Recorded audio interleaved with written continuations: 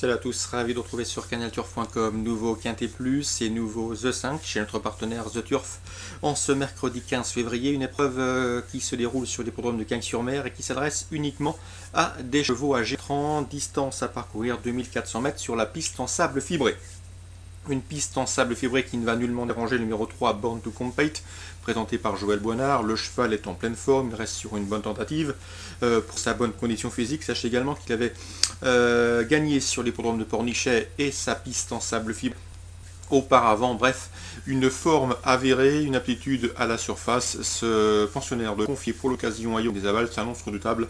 Il a de surcroît hérité d'un bon numéro dans les stalles de départ, ce qui peut lui permettre de bénéficier d'un bon parcours. Je lui poserai le numéro 8, Nova Kellyet, présenté par le très en forme François Rowe, lequel ne cesse de s'illustrer depuis le début du meeting de Cagnes-sur-Mer. Sachez que son cheval est également en pleine forme, lui qui avait gagné cet été sur la piste en sable fibré de Deauville, qui reste également sur les bords de la Grande Bleue.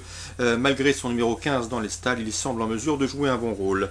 Même remarque pour le numéro 9, Constant Desire, présenté par Nicolas Clément, un cheval qui vient lui aussi de prouver sa bonne forme sur le sable, c'était à Deauville le mois dernier. Bref, autant de chevaux qui sont en forme et qui apprécient le sable, le 3, le 7 et le 9. Ensuite, pour les places, j'ai retenu le numéro 2, Zach Hope, qui reste sur un succès sur l'hippodrome cagnois, mais qui, cette fois-ci, n'a plus les mêmes conditions de poids. Il se retrouve remonté sur l'échelle des valeurs. Le numéro 6, Dorade Rose, qui reste sur une série de bons résultats, 3 podiums consécutifs, dont 1 sur cette piste cagnoise. Le numéro 5, Less Is More, qui devrait logiquement afficher des progrès. Sa course de rentrée effectuée sur cette piste cagnoise sur un parcours de tenue. Il faut s'attendre donc à la voir courir en progrès.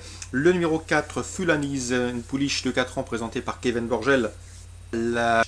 Compte 4 succès au cours de ses 5 dernières sorties, les 2 derniers en date obtenus sur l'hippodrome de Marseille-Vivo, piste en sable fibré. Donc attention à elle, ses limites actuelles sont difficiles à cerner, mais je la pense barrée pour les places. Ensuite, j'ai retenu le numéro 13, Zafora.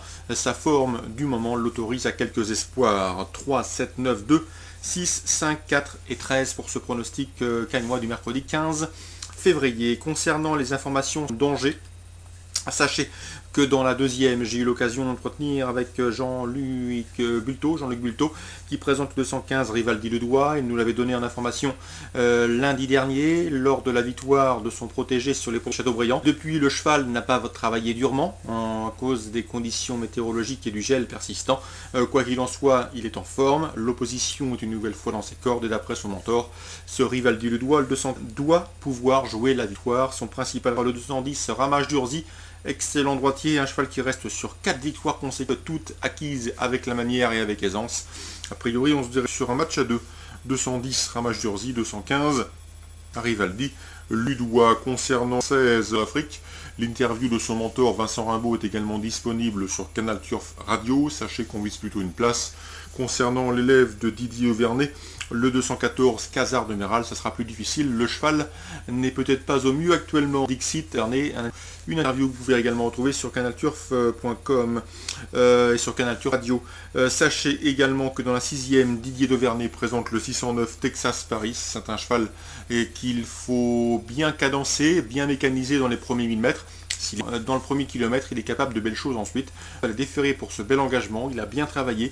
Et s'il se montre sage dans les premiers mètres de course, eh bien, il a parfaitement les moyens de terminer sur le podium. Et ce, à mon avis, est une cote tout à fait intéressante. Donc attention à ce 609 Texas Paris. Les élèves sont également des chances régulières dans la 5e et la 6e, c'est ce qu'il m'a confié. L'interview est également disponible sur Canal Turf Radio. Voilà pour les informations de cette réunion 2 sur l'hippodrome d'Angers. Sachez également que nous aurons une réunion sur l'hippodrome de Pau, si les conditions météorologiques, bien évidemment, le permettent. Très bon jeu à tous, bon début de semaine, et à demain.